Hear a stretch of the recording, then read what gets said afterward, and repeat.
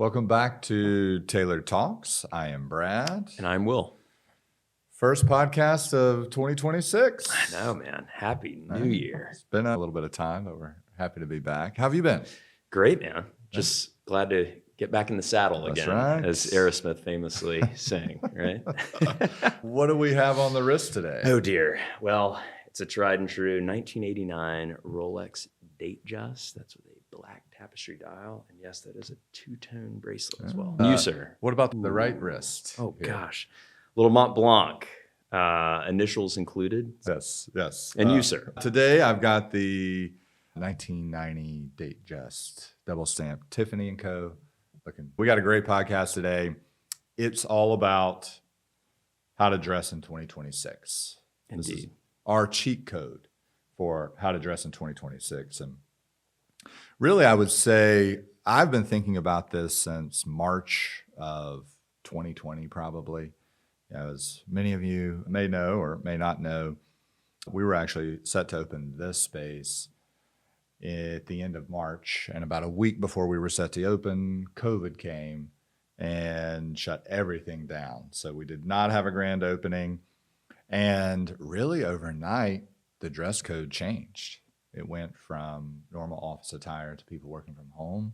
And so ever since then, through some probably PTSD, I've also been just waiting to kind of finally announce, hey, it's time, guys, right? It's time to start dressing better. And this year just felt right. You know, Absolutely. It felt right. I would want this podcast to be more of a how to dress going forward, and maybe instead of like for 2026. But I think the bar is so low right now that dressing well is the ultimate cheat code.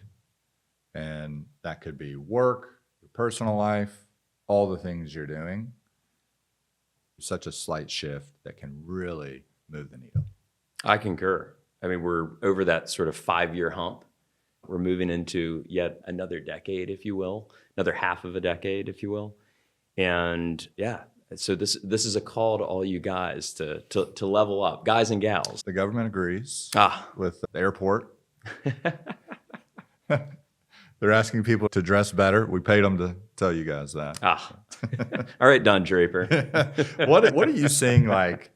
So for those that don't know, Will's in the shop a couple days a week, but he's also has his normal life in the real estate world, commercial real estate world. What are you seeing in terms of guys that are, it's a two-part question. A, guys that are dressing well. We're going to talk about cheat codes for doing that. And then what are you seeing for guys like that could possibly step it up? For me, it's striking a balance. So you've obviously got this sort of casualness that we're slowly but surely coming out of. And I think with that, if you were to say apply that to some of the more traditional styles or tailoring, perhaps you'd have like a softer shoulder or an unstructured jacket, if you will, and finding ways of making that kind of like unstructuredness, right, more adaptable to morning, day, night. So finding that versatility, we always hit upon versatility, but it truly is key here. So I'm hearing more guys saying, hey, I want to level up, but I don't want to go from, say, athleisure to borderline tuxedo overnight. So again, soft shoulder, which is a hallmark of ours from a tailoring perspective, and then really going that unstructured route as well, to where you can go from the boardroom to the club to post golf. That's what I'm seeing, at least. Are you seeing guys, are they finally starting to wake up? Are they tired of being kind of that steady Eddie, I'm just going to dress like my peers and do what everybody else is doing? Sure. I'm seeing more of that. There's less status quo, so to speak. That said, look, if you're not into this, I've often thought about this, that's fine. I'm not here to evangelize. And I think we've had this great pause over the last 6 years. And ultimately, what I'm seeing is there's a bit of a sea change in the sense that the pendulum is swinging. So you ventured into this more casual, athleisure, hyper sort of home focused wear, right? Most people were working from home, et cetera.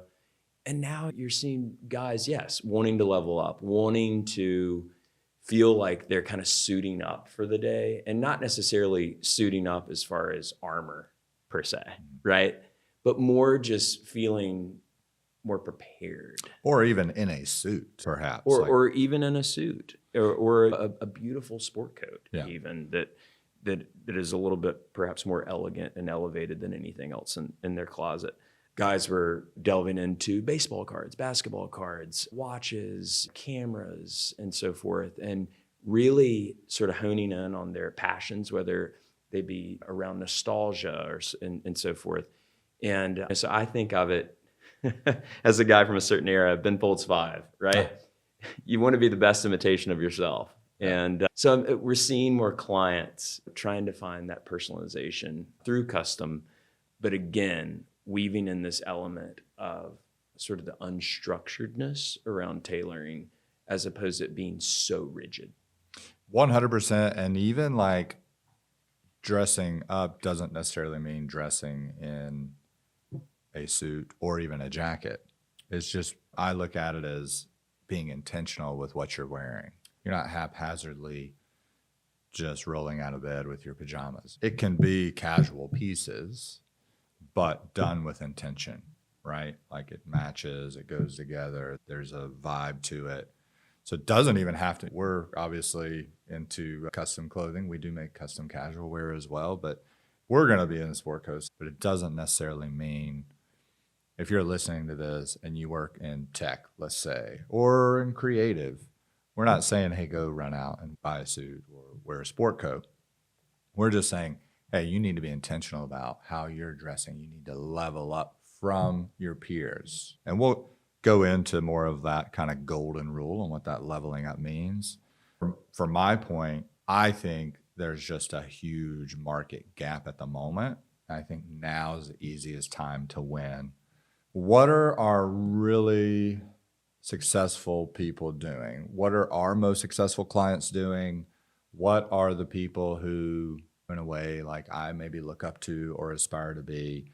And I call these people high agency individuals or high agency clients. These are people who they're the heads at what they do, the leaders. They're the ones that are sort of controlling the room, if you will. We're still getting the sport coats. We're still getting the suits, the ones that worked in the business setting, the ones that worked in more casual settings. They were not just wearing only t-shirts, right? Maybe they're wearing a shirt jacket. They're still leveling up and wearing nicer pieces. And to me, that just struck me as, well, they kind of know a secret that everybody else doesn't know. And so I think most guys right now, they haven't had to dress up. They have been able to get away with, we'll just use the finance setting, right? They could wear the Lululemon and the golf shirt. And again, no shade on that. That's fine. But how are you going to stand out if everybody else is wearing that? It's like we're still dressing like that 2020, 21, 22, where we didn't have to and it was okay. And it sort of took this burden off of ourselves. I could just wear whatever I want. And to me, I kind of feel like we're at a place now where it's like showing up to a race, but the gun starts and they're walking. So it's not like you got to sprint. You just got to run a little bit faster than a walk to actually win that race. That's kind of how I feel where we're at right now in 2026. Sure. And that's totally analogous to what we're witnessing. And to speak to specific garments, I think of the polo, for instance. Here, one thing that's been really popular for us has been merino wool. So merino wool, a lot of folks will see even the word wool written on a garment and think, or a tag and think, ooh, I got to stay away from it. Not realizing how it can just elevate the standard polo. So our merino wool polos have been very, very popular. Right. And I think a subtle nuance in leveling up a bit. It's a dressier polo. It's a more luxury, elevated look. It's well fitting. There's not going to be any logos on it. Right. So yeah, I mean, I think like that's a perfect example of like leveling that up. I would love to hear your take on like the difference between like fitting in, safety, and standing out. Well, as much as I love Patrick Bateman from American Psycho, I just want to fit in. I'm going to sort of debunk that and say, no, you just want to stand out. But with a few caveats. I'd say that you don't have to be the peacock in the room, right? So you want to be respectful about it. I think look inward. You hit on a word earlier, intention or intentionality. Be intentional about it. Maybe spring for a pair of shoes that defines your personality and so forth that perhaps several years ago you wouldn't have thought of purchased, right? So it can be something as simple as that. So it's funny with respect to sort of standing out, right? I often think about Matt Haranek, who has W.M. Brown magazine as well as W.M. Brown Project. He's previously stated about himself in saying, I'm the world's most interested guy, not interesting, interested.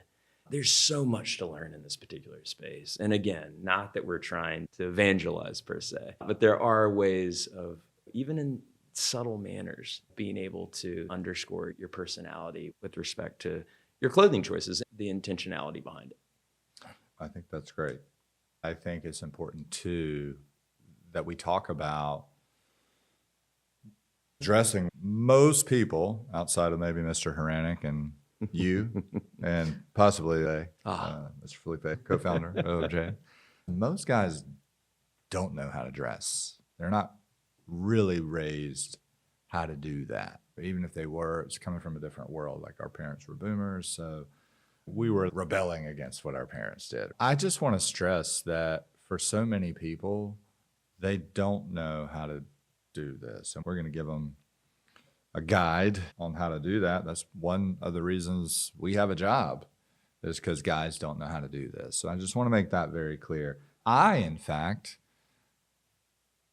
am case number one of an example of not knowing how to dress. So story time. When I am a finance bro, in my finance days, I was just like everybody else, right? So I would come in, I worked in a office uptown Charlotte, and the dress code was business casual. And so I quickly kind of fell into the routine of chinos and a polo. And that's just kind of how it was. That's what everybody else did. Overdo it, surely. And I am so thankful I had this wonderful manager. Shout out to Mr. Jim Vilsack. He dressed really well at work. And I remember we were going to get coffee one day and we were chatting and he was like, I'm like, man, I love this suit. You look great. He's like, I started dressing well because I just realized I always wanted to be ready and I always wanted to be a step ahead. And you just never know what opportunities may arise. So I took his advice. I started leveling up, started dressing a little bit better. I got dress pants, got out the chinos, button downs, started wearing some sport coats. And it was like a light bulb had gone off. I became somebody that others just would associate with dressing well. And then I would end up getting opportunities to attend meetings with my higher ups, my executives, or opportunities to even go present for them in the case, like if they need an emergency. And while I was certainly competent, I took the work seriously, they knew I was always going to be looking the part. And so it gave me other opportunities other people probably didn't get because I was always ready to go. Well, I know Brad's going to look good, so we'll take Brad, right? Like, and I know that's a very simple story, but a very impactful story on how just dressing a little bit better can really turn the tide of a career and kind of help you stand out. Definitely. And I've heard you say several times over the years, something as simple as keeping, say, a sport coat at your desk. Yeah. Just to be at the ready and Yeah. to have that shield waiting. Have it ready to go. I mean, anybody can do that. Sure. But then you also got to be ready. Like, well, you don't want to throw a sport coat over your golf polo Right. at work. And so that's just one big thing too. If you're ready to go and you have a button down on, it's a lot easier to throw the sport coat on. Right. So that's why it's important to kind of do that with intention. And don't forget to do the work as well. It doesn't just So come I by. have to do the work at work. I know different industries are certainly very different from how competitive is it, right? The industry I went into is a very competitive field. I know there's a lot of finance guys here in Charlotte.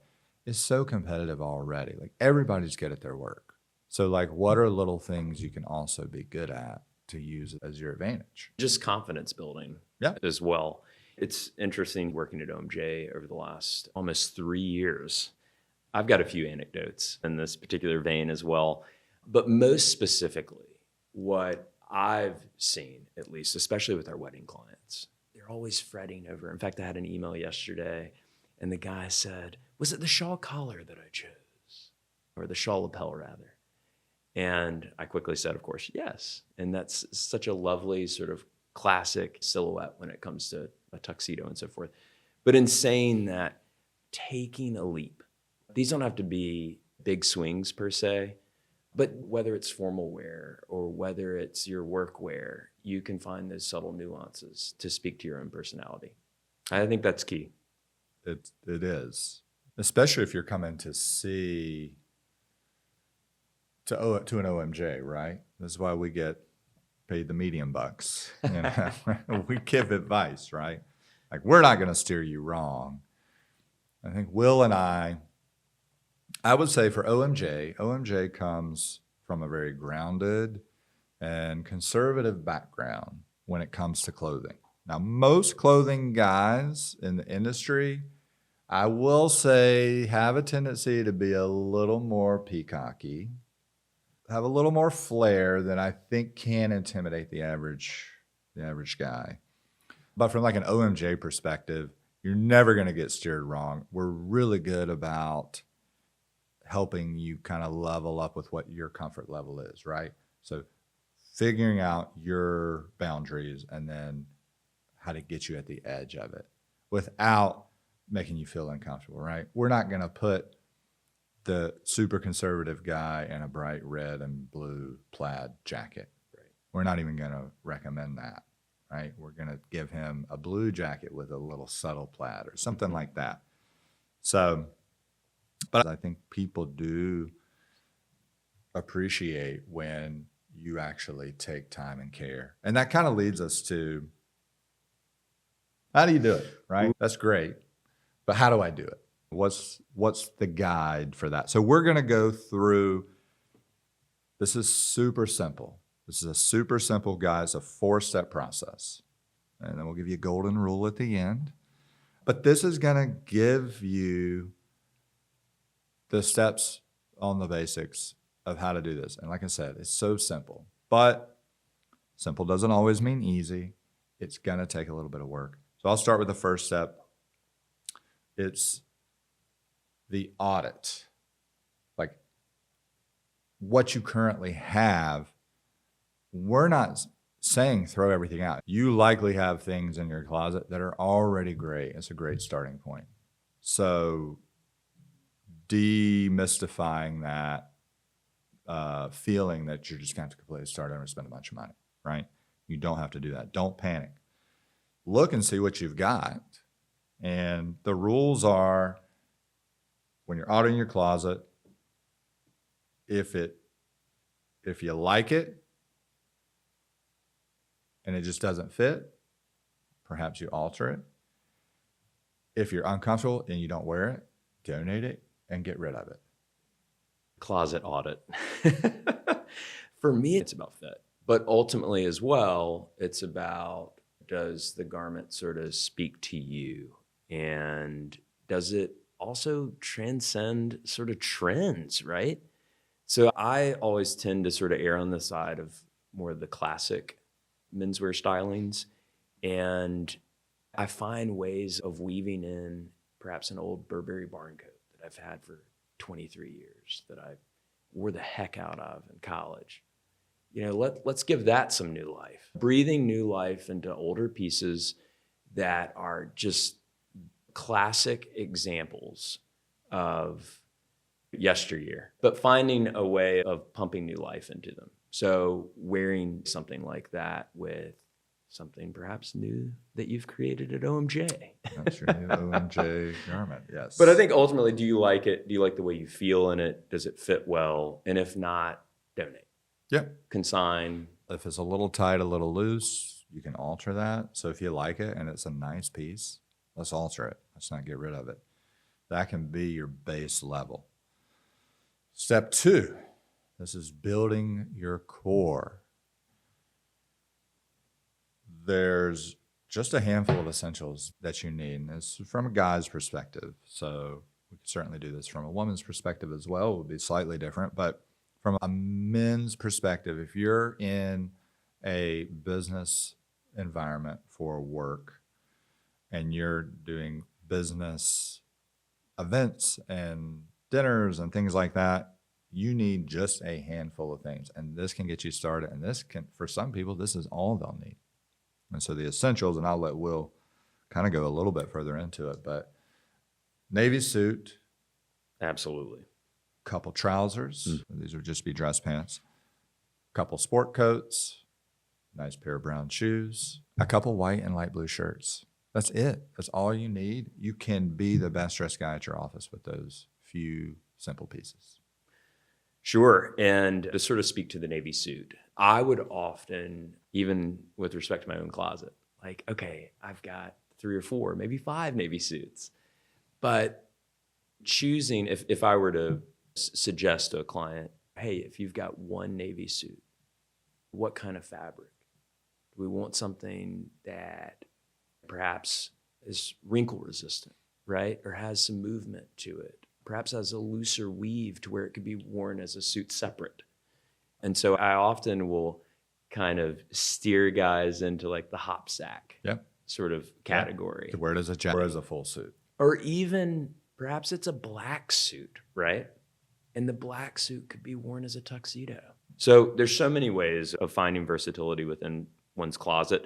But again, navy, perhaps black, maybe a charcoal, a couple of sport coats, maybe one that's perhaps a lighter color and then a pattern per se, a couple of pairs of trousers, gray flannel literally goes with everything, a few crisp shirts, and you're golden for 10 plus years. I will say this, out of the different pieces that I have and have had, the item I get complimented on the most is my navy blue TRA010. We do sell that fabric code here. That fabric, it's just really a navy suit, but it's a really nice navy suit. It's a really nice navy suit. This was notorious, the Joe Biden. It's a color of blue, slightly richer, slightly. And I have one as well. The navy blue suit, and Kenneth as well. And John Ferrer. Read the client roster. Yes. The navy blue suit is my most complimented piece by far. I've got Laura Piana. We've got pieces that are incredibly nice. I've got pieces with cashmere. I wear all those, and of course, I love them. They're nice. But when I put on that navy suit, I think everybody resonates with navy, and you can kind of just subconsciously tell a really nice navy suit that looks nice, it fits well, it just has a way to elevate just about anybody. And a workhorse fabric as well. Step 3 is knowledge. So I'm not saying deep dive like Will and I here, who I would say, well, I think we're probably second to maybe Mr. Hranek and just being interested in stuff. But I would say a little goes a long way. There's several like sort of fashion-oriented podcasts. If you follow OMJ on our website, we have it posted. Just learning a little bit about the industry, it goes a long way. You do not need to be an expert at all. Learn about structures of jackets and fabrics. What did guys wear in the 60s? And What did Hollywood wear? What are they wearing now? Like, what are they wearing on the red carpet? Having a general interest will really, nobody else is doing this. So it's a really easy way to get ahead.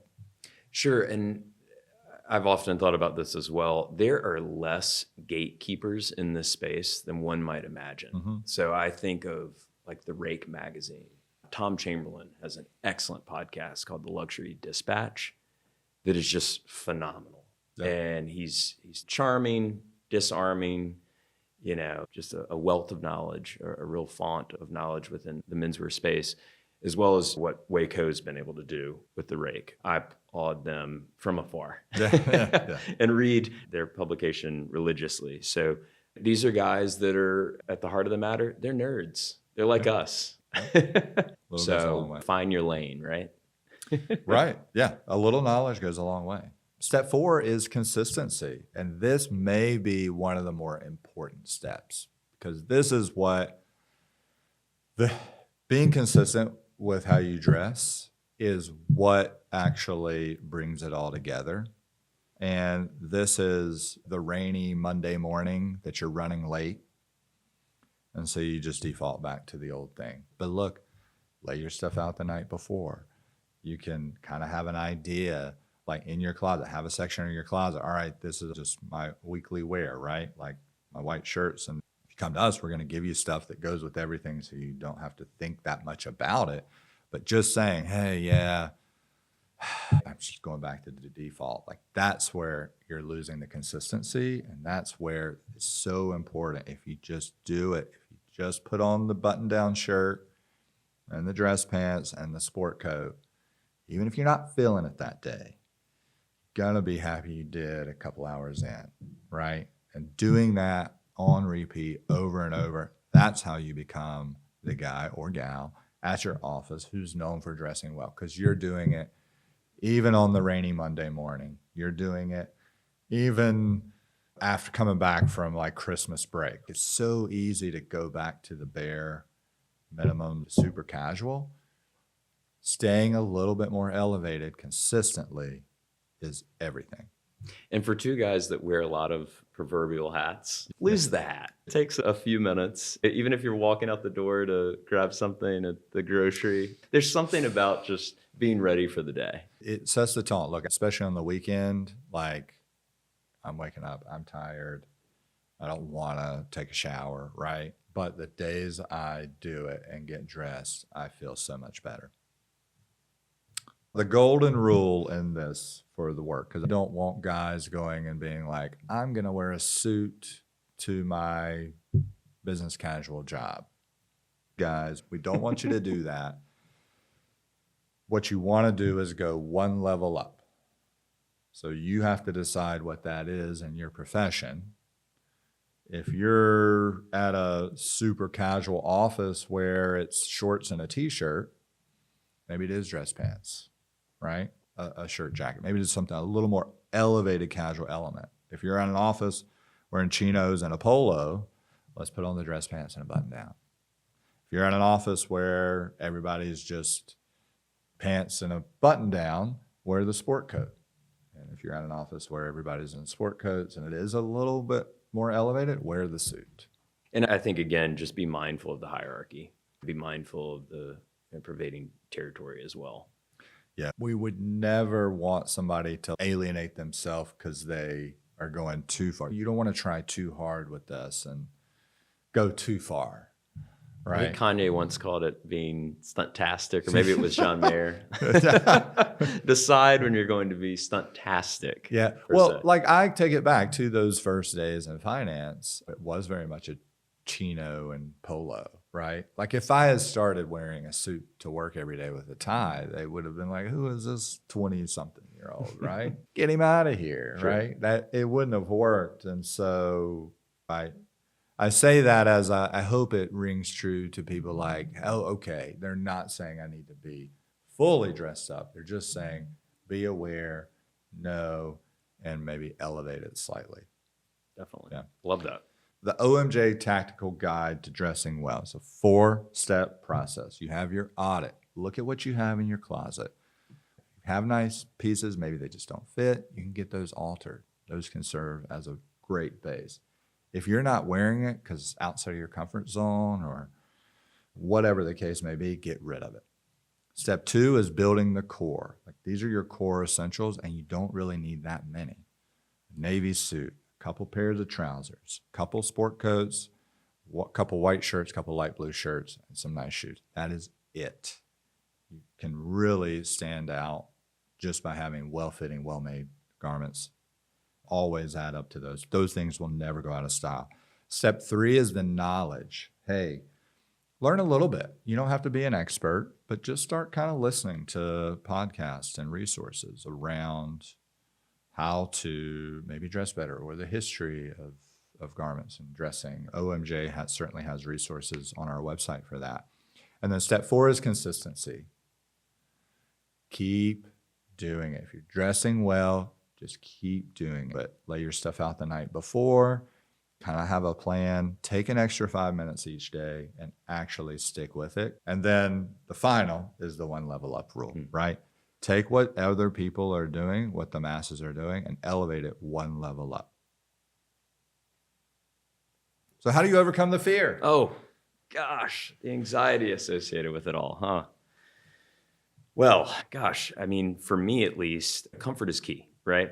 So if the clothes fit well, you'll feel like you're in the right set of clothes. You won't feel awkward about it, taking into consideration the lay of the land. And I think sort of back to Sean Connery, right? And James Bond, when he was preparing for Dr. No, they actually had him sleep in his Savile Row tailored suit so that he would become fully comfortable wearing it. I kind of refer to this as the pajamas effect. If the tailoring feels like pajamas, you're going to feel that much better in it. You're going to be able to transition in and out of multiple environments and so forth.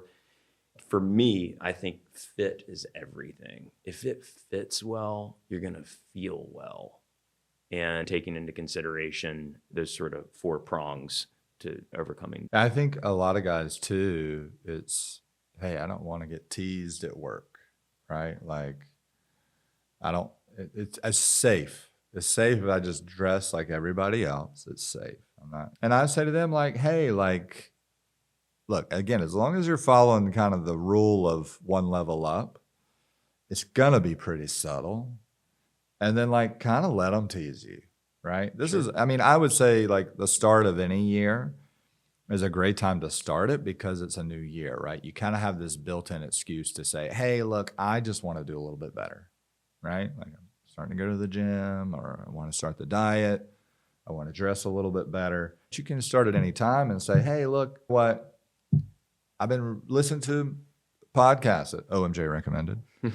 And I want to learn a little bit. Like if you're going just one level up, they may tease you, but in the heart of it, they're just wishing like, man, I kind of wish I was doing that too. And who knows, you may start a revolution. There we are. And I think to that as well, I would add preparedness. Yes.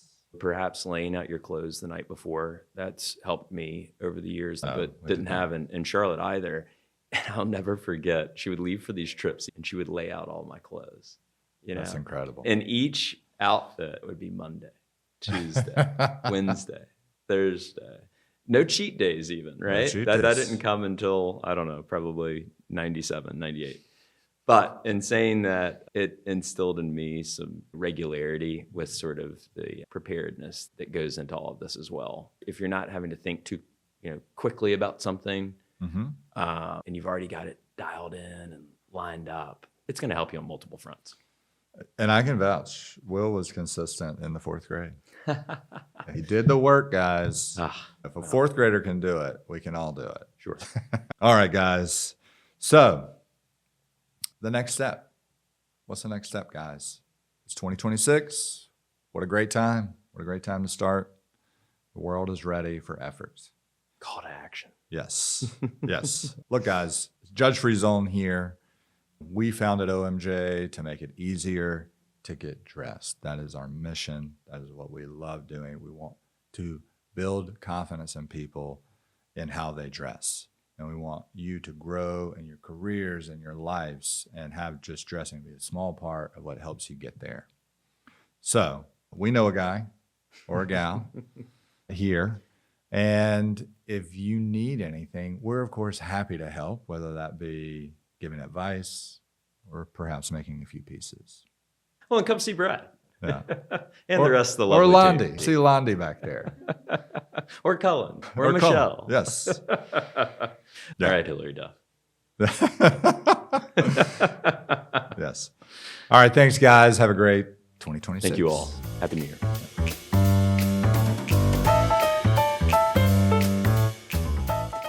I've already dropped a Ben Folds 5 reference, so sorry, Brad. Millennial 5. Brad's like, who have I hired? I love Ben Folds. That would have been actually kind of funny. I've seen Ben Folds in concert at the over by Ovens Auditorium. What a savant. Yeah. So good. So we do need we need like a And a North Carolina native. I mean, if Ben wants to come in here, come on. Get Ben Folds. Yeah. So this is a PSA. We want Ben Folds. Yeah. Or Ben Clemmer. Or Ben Clymer, you're invited as well. Or Mr. Hannock. Or Miles Fisher. Yes. Tom Chamberlain. Or Waco. And if you don't know who these people are, you should be reading our blog. Look them up.